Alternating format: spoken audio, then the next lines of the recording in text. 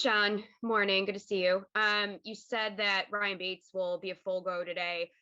Just do you feel like you finally found a starting five, a combination that, is really working for you guys? It seems like, the guys you've had out there the past couple day games found a little bit of consistency now. Yeah, just do you feel like you finally found the right group and maybe catching a break a little bit there on the line? It is nice to have some semblance of health up front, but I'd say yes, confident, yes for sure, but also confident in the depth that we have with John and Cody and the number of other guys we have backing those five up. So just more so impressed with what we've been able to do, what they've been able to do the last couple of games, and I'm looking for them to continue with that. And I know you've talked about what you've seen from Dion since he's come back from his second stint with COVID and how impressive he's been playing. But I'm just wondering if you could kind of maybe go a little bit deeper into that, just what you've seen from him, maybe physically how he looks to you since coming back from having it a couple weeks ago. Yeah, I mean, I think he looks fresh. As fresh as he can be towards the end of the season, and he just seems to have a renewed purpose and mindset. So I think that's really I think part of what's why we've seen this kind of reemergence, if you will, of the true Dion Dawkins. Thanks, Sean. Appreciate it. Yep. Hi, Sean. I want to switch over to the defensive line. Speaking specifically of Starr, he's had kind of a rough year. He's missed a lot of games for various reasons, but looks like you have him back now. How important is it going to be to have him and really the whole part of your interior defensive line, working when you're going to be probably tested maybe more than most teams, with the run? Yeah, I mean, he's a key part of our defense, Nick, and his level of play is a necessity for us, as he's one of our better players and more veteran players. So we're counting on him to continue to get himself back and improve each and every week, just like our team needs to improve each and every week. You've had some guys that have kind of stepped up this year. Ed Oliver has probably had a pretty good season, about what you maybe have expected. Guys that you called up, Eli, anybody really surprised you? Yeah, I just think overall it's really been by committee overall. You mentioned Starr, he was out for a few games there, and so Ely steps in, or Brandon Bryan steps in off the practice squad. And you mentioned Ed, Harrison's had a nice year, and Zim started off with this. Obviously, he's not with us anymore, but I think it's been kind of by committee, and they each have their own set of strengths, and they play to those strengths. It's Ely, not Eli. Sorry about that. And your cornerbacks, just my final one here, all seem to be willing and able tacklers. Is that quality that the cornerbacks have to play in your system? Yeah, in this defense, the game is tackling. So, we don't like playing with 10 guys out there with corners that don't tackle. So we ask our corners to tackle just the same way, Nick, that we ask our defensive line to run to the ball. And that, I think that's part of where an identity comes from of a good defense. Thanks, Sean. Sure. Hey, Sean, a little off the path here. Could you give me the origin of Trust the Process? That's a great question, John. I can tell you, I think it came up at my opening press conference 5 years ago, January 5 years ago, right? So just speaking from the heart, I really hadn't prearranged that in my mind. I'm going to say X, but just something I believed in. I believed in then, and I still believe in now. And I know there's a lot of words that some people have put at the front of or in place of trust, love the process, respect the process. I think all those things have their own time and place and situation. So, yeah, it's just something I think I believe in. And it's amazing how much it's come up, to be honest with you. Mario Addison actually said he remembers you using it in Carolina. So, I mean, was it something that, I don't know, maybe did you learn it from Andy? Did it come up all the way back in Philadelphia, or was it something that, yeah, I guess, how far back did it actually go? Yeah, Carolina more so, I would say, and using that with the defense. And in fact, I got a text not long ago from an ex-player of mine from Carolina that said, hey, he'd gone on, to grad school and different challenges through his life. And he'd said, hey, that respecting the process approach really helped him get through the different stages of the challenges he was going through, and having to be patient and just take it one day at a time. And I think that is great when that helps players in their lives after football. And yeah, so I think I just learned it, just kind of trying to research things and learn along the way, and used it with the defense in Carolina. And lastly, I don't know if you're aware, you use it a lot, especially early in your career. Sometimes it's not a punchline, but people kind of joked about it outside. Mikey even admitted that he was aware that, sometimes it was kind of joked about. As a coach, when you use something and you rally around something, what is the balance between that being your call and making sure the message doesn't get lost by the amount of times that it's used? Yeah. I'm not a big quote guy, and I've been around that, and I just, I just believe in certain things. And if we're going to put something up in our building as in our messaging, you guys have been through our building in particular before COVID. There's probably 4 or 5 things that we have up in our building, but we better believe it. I better believe in those things first and foremost. And then those things have to be consistent from a messaging standpoint. And so I think that's important. I'll be driving down. It's funny because I'll be driving down, the street in Orchard Park and around Western New York here, and I'll see a sign that says, trust the process or whatever. And I just kind of laugh to myself, So maybe it'll be here for a long time. We'll see. Appreciate it, Sean. Thank you. Hey, Sean, really cool week for Mitch Morse. We got a chance to talk to him a little bit yesterday about, the planning of it all. And, he mentioned, he wants to be a great dad, and he of course wants to be there for it, but he also wants to be there for his team, a game coming up here, playoffs coming up. What's that like, that balance? And also, what does that say about a guy, a leader who kind of has that all going on in his mind on a big week like this for him? Yeah. That's a unique situation, right? You're playing in an NFL game. And then you're going to turn around and have a baby here in the 24 hours that follow. So what a blessing, number one. And we're grateful that we can share in that to some extent as a team here and organization, and support them all the way through it.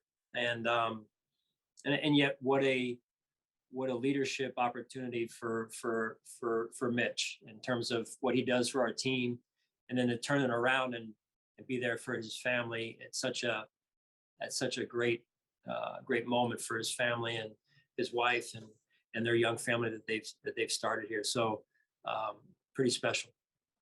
Thanks, Sean. Yeah. Hey, Sean, it's Jay with the Buffalo News. You have mentioned a couple of times in the last few weeks about the challenge of backing up a season like you guys had last year with a similar one. In your experience back in Carolina, you guys had a Super Bowl team that failed to make the playoffs the following year. I know you're an extensive notes taker. Have you maybe referenced your notes from that year? And have you did you learn any lessons from that, and then have kind of applied them to this year's team? Yeah, Jay, absolutely. And I would go back to Philadelphia as well when we were in the Super Bowl And I think that's not just specific to Philadelphia that year or Carolina the year that you're referencing, but overall, I mean, in the NFL, it's hard to come back the next season for a lot of reasons. And yes, the notes are long, and so I think more than anything, these are lessons now firsthand that our team has experienced, not just by hearing someone talk about it, but now going through it themselves, and that we will use with us and carry forward with us as we move forward as well now through firsthand experience. And so I'm extremely proud, though, on the other hand, Jay, of how we've been able to navigate through it. And I think that in and of itself will carry good lessons for us moving forward. Yeah. And, you've talked a lot about the idea of peaking at the right time. And when you look at, you guys did weather a pretty tough stretch there midway through the season, but now you've won 3 in a row. You've got a chance to win the division at home in your final game. And then, you've got that playoff spot sewn up. I know you're probably not going to go along with this, but the idea of peaking at the right time, can you see your team doing that? Do you feel like that's something that could be accomplished or is, moving forward? Well, I do. I think just overall, probably better said that it's the teams that can take the lessons that they've learned from earlier in the season and apply them later in the year. Those are the teams that have a chance to play their best football down the stretch. And that's really what, A, I think we've been doing, but B, we have to do going forward, starting this week again. Yeah, cool. Thanks, Sean. Appreciate your time. Yeah, sure. Hey, Sean, Heather again. Just going off of the notion and the mantra of trust the process, I think it was Josh actually earlier in the week. He said that the signage around the building has changed from playoff caliber to championship caliber. How much, is that a real thing when kind of this whole, when you talk about things like that, and when you really, I guess, just really believe in that? Is there something to that? Like visualizing that and having that around your building, does that help? Heather, you probably have signs up in your house, right? I mean, if you put them up, you better believe in them, right? So yeah, I believe in that 100%. It's how our league works. It's something that we embrace. You got to have a standard. And that's what we tried to implement really when we arrived here is, hey, this is the standard we're going to approach every day with. Sometimes we've come, short of that standard. Sometimes we've come, gotten above that standard. But I think it just gives everyone an expectation of this is what's expected. And I think when everyone knows what's expected, everyone can be the best version of themselves, or as much as possible. And I think that moving that up to the next level is what's right to do, because we've accomplished that playoff standard. And now everyone has to know that in order to get to where we're trying to get to, and it's one game at a time, that it's going to take more. And really at our own individual level, doing your 111th at a championship caliber level, there's a difference between that playoff level and the championship level. Having been in 2 Super Bowls, I'm fully aware of that. A lot of the signs in our house have to do with our dog. So yes, I guess I understand that. You believe in it. Something completely different. Obviously, I know that you still got 1 game left to play. There's still something to play for. So it's not the situation you guys were in last year for the regular season finale. But do you look at this game as if you're maybe differently because the playoffs are around the corner in terms of, okay, if we get to a certain point, you want to pull certain guys out of the game? Is there a different approach to that because it's the last game, maybe than other games if you guys had gotten up big?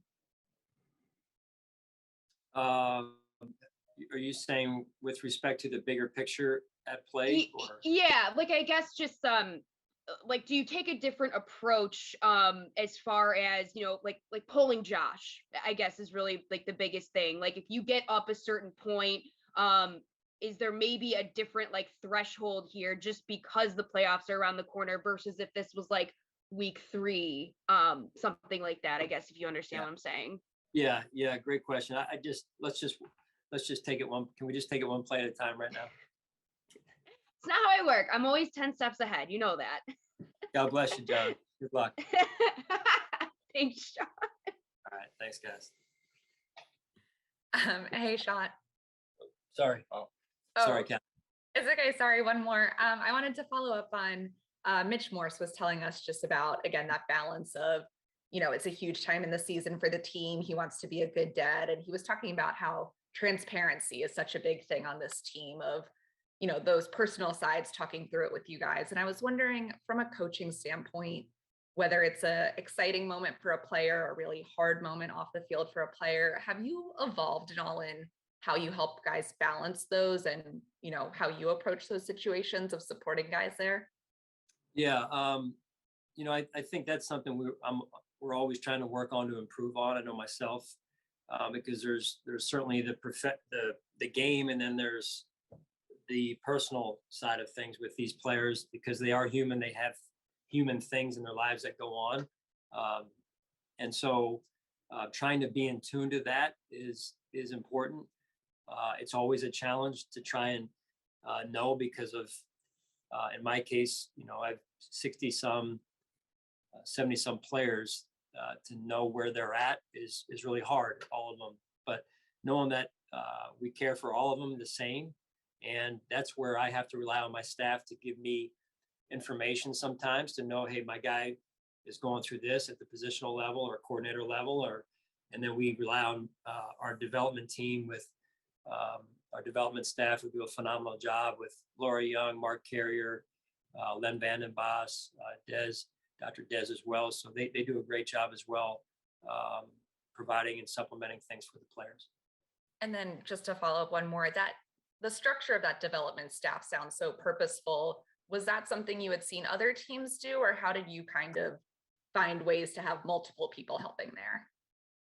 Yeah, I think it's something you're starting to see more and more around the NFL, and just really, I hadn't, we did that when we arrived here. And again, credit to Terry and Kim and the resources they were willing to provide, especially to a first-time head coach. This idea of really trying to provide for and develop our players off the field, and how that helps on the field. A lot of these players come from big schools where they have that in college, but then at the NFL level, it gets taken away for some reason, where you think it would be only added to.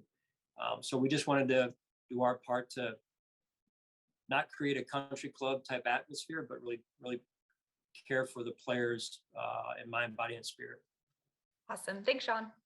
All right, sure thing.